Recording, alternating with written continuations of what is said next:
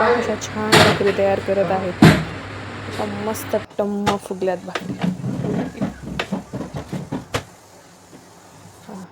आता आईने इथं कच्चाच कांदा घेतलेला आहे.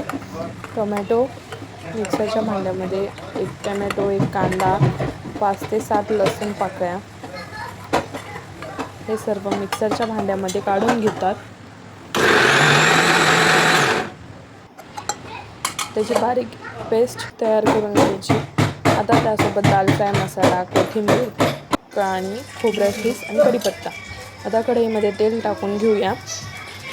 आपण 4 पळ्या तेल टाकलेलं आहे, 4 चम्मच. तर त्यामध्ये 1 चम्मच मोहरी, 1 चम्मच जिरे आईने टाकले.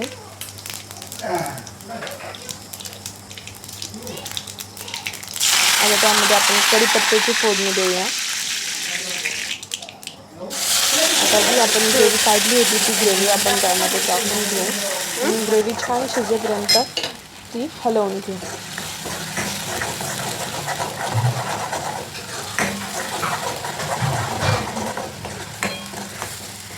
ग्रेव्ही तयार आहे. आता त्याचप्रमाणे इथे मिरचीचा ठेचा करत आहेत. आता मिरची तव्यावर गरम करून तळून घेतल्या. त्यामध्ये मीठ, लसूण, जिरं, कोथिंबीर सगळं टाकून घेतलं. आता त्याच आई तव्यावर तांब्याने हे रगडून घेत आहेत. असं कसं रगडून त्याच्यात कसा छान पैकी करून घ्यायचा, बारीक वाटून घ्यायचा. आता इकडे दाल फ्रायमध्ये आईने खोबऱ्याचा खीस टाकलेला आहे. ते खोबऱ्याचा खीस छान दाल फ्रायच्या ग्रेव्हीमध्ये मिक्स करून घ्यायचा. इकडे छान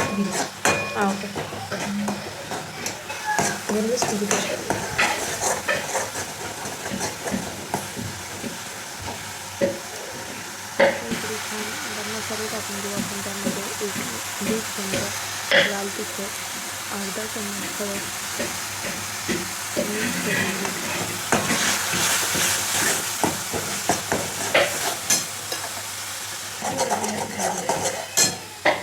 थोडीशी कोथिंबीर टाकून घेऊ.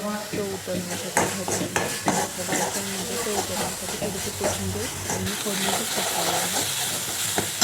आता त्यामध्ये आपण दाल फ्राय मसाला 2 चमच टाकून घेऊ.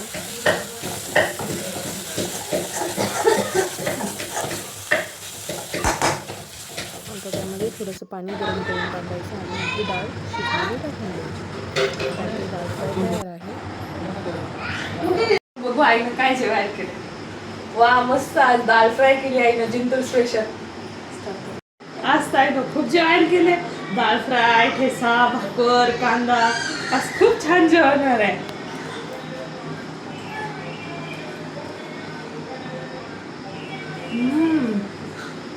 मजा आली आज. अशी मस्त भाजी दाल फ्राय सोबत चिरायची.